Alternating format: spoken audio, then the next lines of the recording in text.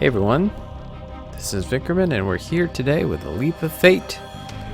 Now this game just came out this week and it is sort of a Diablo type of ARPG.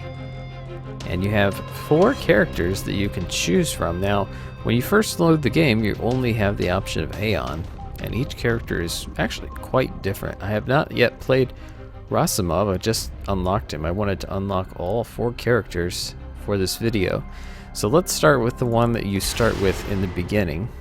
And basically, as you can see here, you gain special upgrades based on the number of missions you complete in the game. So there is some permanence to this, even though the character is basically permadeath.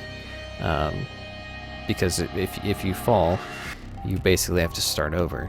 But if you've completed missions, you unlock various abilities. So you can see he's got Haunting Wind. He can shadow walk through enemies to damage them. We'll see what that is. A damage increase. And then this unlocked the next character. So then I played as Big Mo. So basically, in this video, I'm probably going to just play a little bit as each character just so you can get an idea of what they're all about. When you first play as a character, you do get a story set up, and it leads you to this location, which we'll see the story set up for the last character because I have not yet played as him, and we'll see that when we get to him. You can see I've got 2 missions now. Clear a 2 or 3 skull combat card without taking any damage, and then clear 2 combat cards in level 2.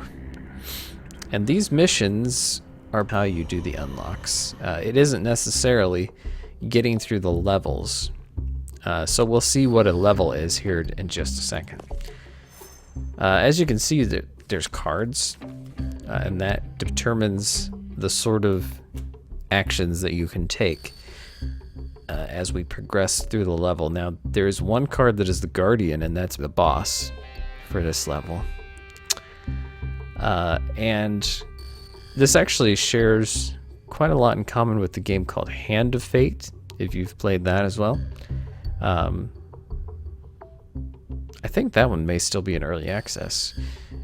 But this is actually officially out. It was in early access. So basically when you click, you get dropped into combat, and each character has their own basic attack. So this guy has sort of, at least that I've seen so far, the most basic sort of attack. It's just a sort of projectile. Whoop. And then we also have the Shadow Walk, which was mentioned before. And what that is where you place your mouse. If you place your mouse somewhere and then hit space, you will jump to that location. Really nice for evading enemies, and every character seems to have sort of special abilities tied to that as well. So this guy damages people as he moves through them. It's pretty nice. If you have a crowd of enemies, you can just kind of jump to the other side of them and continue. So now we have options here, and you can come back anytime you want. The only exception to that is when you do the Guardian card, it will take you to the next level. So we have upgrades, and they're bound to 3 different areas: passive, attack, and mobility. And then you have to spend mana, which is this purple stuff that we've been collecting. So we have move faster, and this seems to be semi-randomized between each playthrough. Each level, once you may transform a combat card into an unlocked mystery card. Whoa, that's pretty good. I think we'll take that. So now we have this special ability. We can change a card that we want into an unlocked mystery, which is basically free stuff. And we'll see what all the different cards are as we go. Alright, so we've got a challenge. That gives you sort of a challenge here. To succeed, kill the marked enemy last after having killed everything else. Okay. These are pretty tough. I have yet to do this successfully. So the mark isn't quite, I would say the mark is not particularly easy to see. And let's see, we also have a glyph, which is on your right mouse button. I've been using the left mouse button for my basic attack. I think we may do this. So his is just sort of a special bolt type of thing. It's not particularly interesting, but some of the other characters will have different ones, and you can gain more glyphs as you go and change them between. So now that's the Guardian. Once we do that, we will complete this level. So let's go to the shop, and here you can spend mana to get stuff. We don't have enough for any of that, and that is randomized as well. So we'll just continue our combat here that we have available for us. Shadow walk over there. Woo! So you can see Aeon here. Definitely pretty by the books. These are all mages, if you haven't noticed, because we're using mana and that kind of stuff. And this is a cyberpunk universe. I haven't quite figured out yet what this place is. It's very mysterious. It's some sort of semi-magical between the planes, like nexus dimension thing. I don't know. And that's by intent. It's a mysterious sort of thing that we'll figure out. I mean, I hope. Maybe you don't figure it out. I will say about the furthest I have gotten here is to the 3rd level, because it's actually quite difficult once you get past the 1st level. The 1st level isn't too bad. You know, these guys, the little weird eyeball guys, are pretty darn weak, and also those little robots that shoot, little helicopter ones that shoot, are basically one-hit kills. We don't have any keys. So now you saw that I picked up something that looks like this. This is a clockwork key, and you can come over to this little deck here, and you can unlock one of these with the clockwork key. Sometimes there's more than one clockwork key, but you can't unlock the same thing twice. So we can get another glyph, we can get an upgrade, or we can get a gift, which is basically that's what I'm going to do in this case, because it's kind of a randomized goodie hut. And we got a little health and keys, which we use to unlock things, which you probably have already seen. These little energy things let us, well, let's take a look when we get into something here. You can see we got 4 bars here. That means we can use the glyph 4 times. We can use Shadow Walk 4 times. Once we've done that, then we can continue using it if we have these energy things until we're out of those energy things, basically. It's sort of a currency that you can use after your... Oh, let's see. The floor is very slippery. Not sure what that symbol is. And this is a currency that you can use for special stuff. Like you can use it to revive your character once per run if you die. And it can also be used to unlock special stuff in stores and things like that. Alright, the floor is very, very slick, and it makes you move slow, actually, is what it's doing for me. Okay, so mana, I did not mention this, but mana can be generated when you kill an enemy with a glyph, a shadow run, if you do damage with your shadow walk. Or, yeah, is it shadow walk? Yeah, that's what it's called. Or if you do environmental explosions. So we've accomplished that, and we've got crux. Okay, it's a glyph. So let's click here. We can change our glyphs. All right, we have fire a deadly bolt in each of the 4 cardinal directions from the target point. Rank 2, 2 rounds of bolts are shot. Oh. So this is a rank 2. That's pretty good, actually. That's really good. Okay, so we have just the Guardian left. But what we can do here is we can go into this place, and now that we have a key, we can unlock this chest that we had to leave behind previously. Get a bit of mana. And there's a health orb here that we can get. So you can see we can come back to the cards anytime we want. I forget what they had at the shop, but we have some mana now. Glyph health or glyph charge. I think that'll be good. That gives me another charge, like permanently. Okay, let's go into the Guardian. And this is 2 phase, so the first phase will not actually have the Guardian, you know, the boss. This is a very tiny arena, which is kind of... I don't like that. Alright, you can use Shadow Walk, and that can knock the shields out of those guys' hands. So can the glyphs. Face the Guardian. He looks pretty tough. Huh. Oh, wow. Oh, so it's at a point. We can put it at a point and it can shoot in the 4 directions there. That's pretty neat.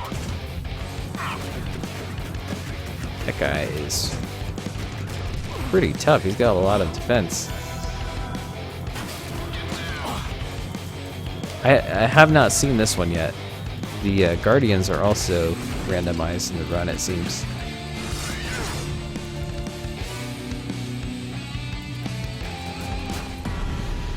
Alright. So now when we go over here.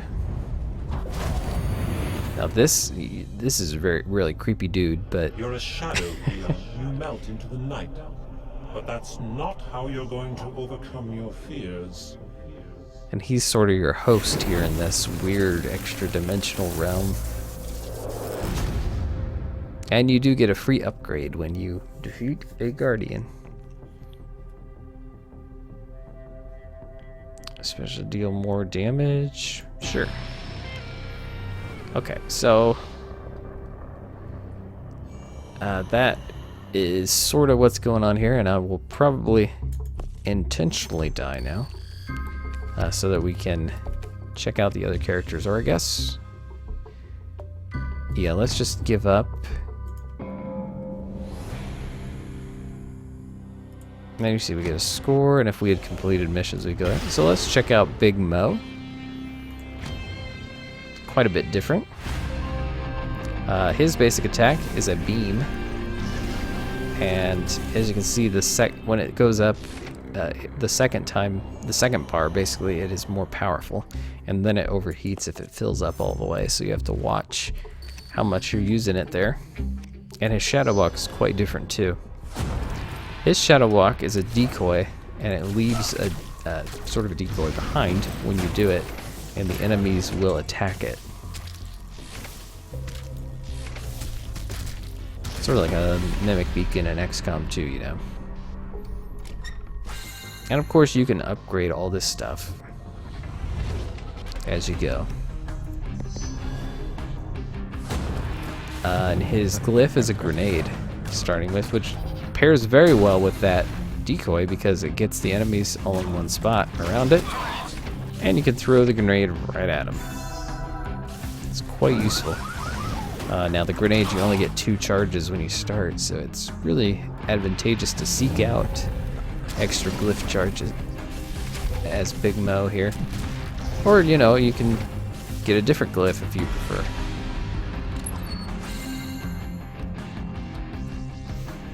So we're all set there.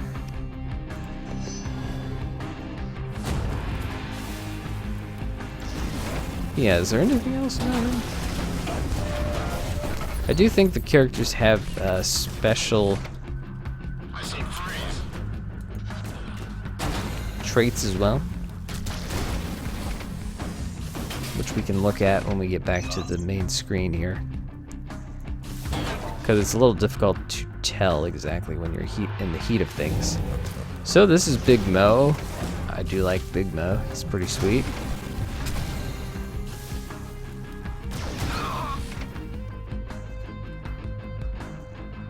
So this is a three encounter one, which is a little bit rare, I think, in the first level. I've already overheated here. It's real nice to get Pierce on your beam, especially with a big crowd of enemies. He does have a lot of health. Alright, let's go ahead and give up just because we want to move on here. I think that's basically what we've seen about Big Mo. Alright. Description. Yeah, so each one has a different starting situation here as far as health, keys, energy. And Aeon here.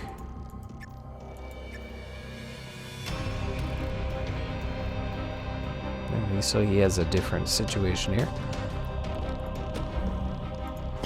Mukai. Very different than the other two. Okay, so she has specials. They didn't really.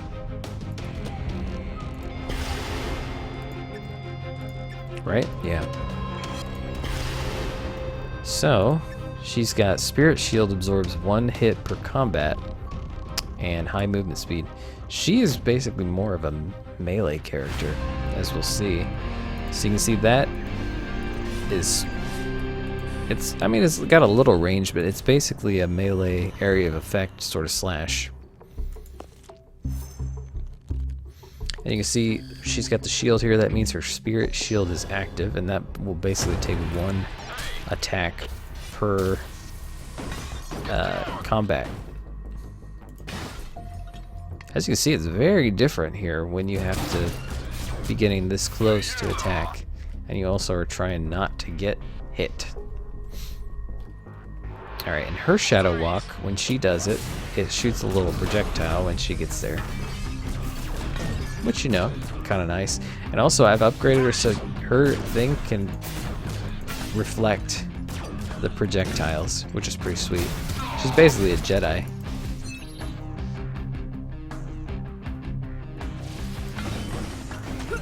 Oops. Luckily, there's a health thing over here. She moves faster than the other two guys.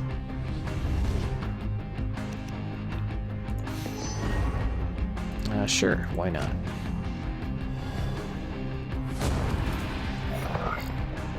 And her glyph that she starts with is like a chain, and it will stun and do damage over time to the enemy.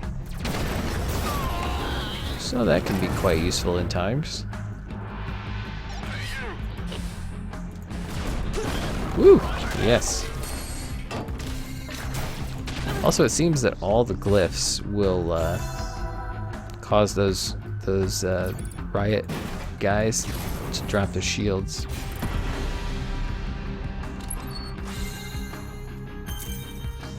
So yeah, she's very different than the other two. I thought Big Mo and Aeon were a lot more similar than she is.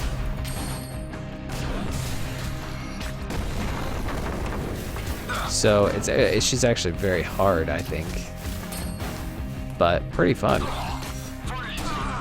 And that's what I will say about this game, is it's a lot of fun, I think.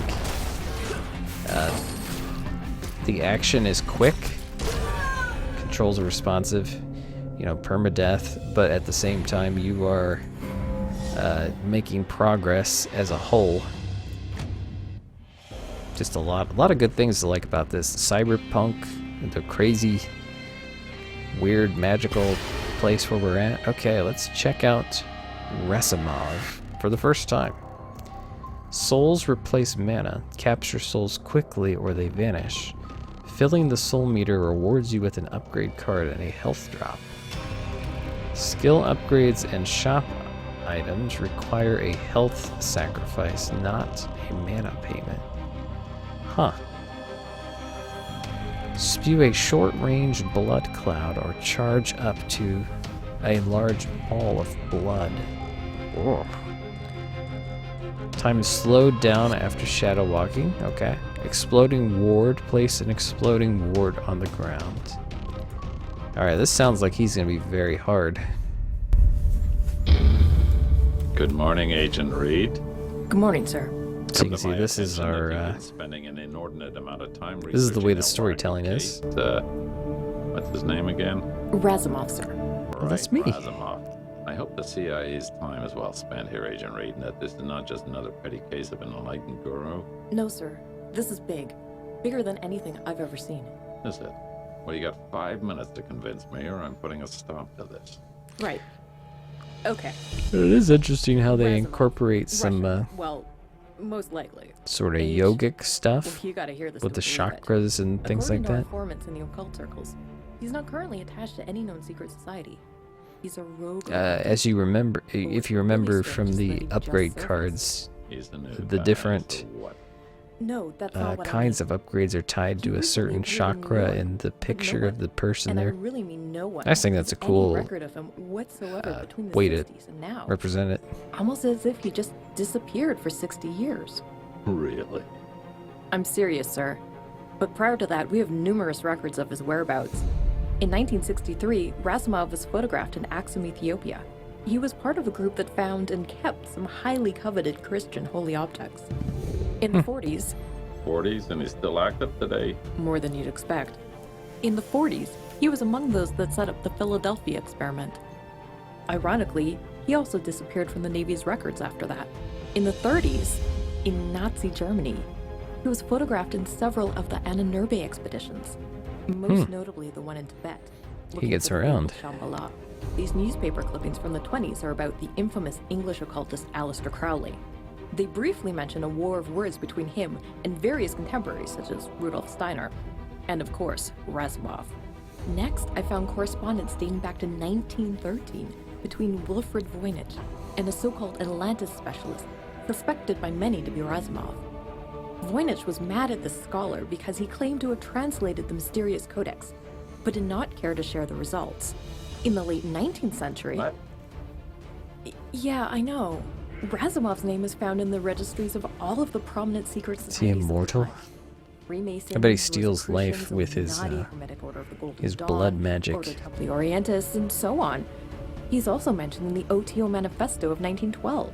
Here's a picture of him next to Helena Blavatsky in 1881 in Bombay, likely discussing the tenets of her recently founded Theosophical Society. And this is the oldest one we have, 1856, a signed copy of Eliphas Levi's first treatise on magic, where he warmly thanks Razumov for helping him refine the Tetragrammaton pentagram. Oh, that's a pretty impressive resume. What are his motives? As far as I can tell, the search for immortality. Seems like he's Sure doing pretty seems to be well. on the right Oh, okay, yeah. Look, sir, we're talking about someone whose power and knowledge reach far beyond what you and I can even dream possible. Razumov is in New York right now, which means that something big is happening right under our noses. We miss this. We keep being think blind it's, to the whole secret world. Fine. The weird Nexus thing. Track him down. Thank you, sir.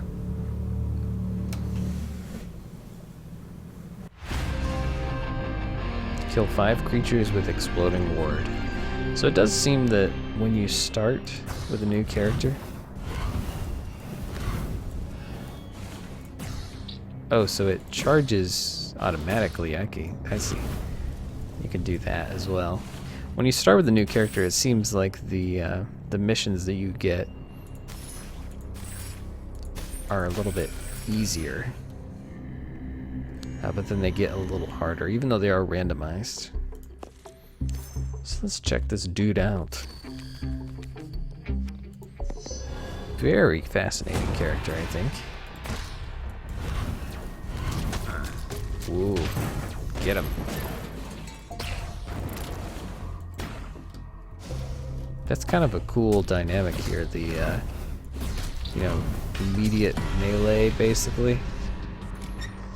Or wait a second for a ranged attack.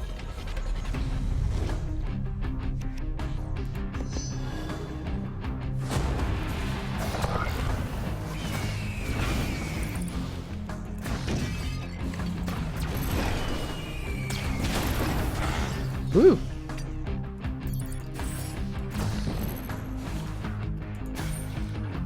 Okay, so does it... Yeah, the glyph is on him. It isn't where the mouse is.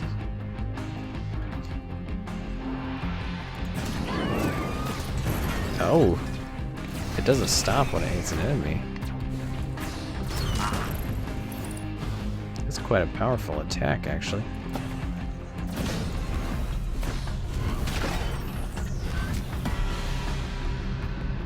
charge time isn't too bad either. Oh, there's the souls.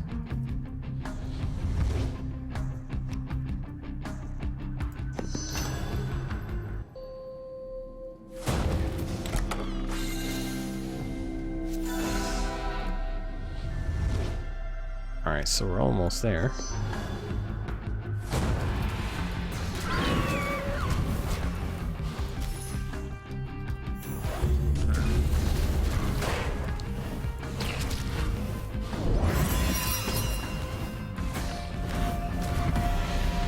Nice. Well, I think we've got a good idea of how this guy works. And so we get a free upgrade card.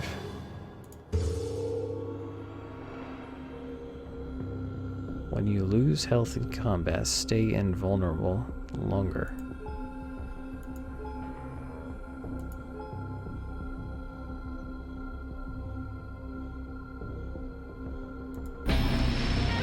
So I'll lose health. Interesting.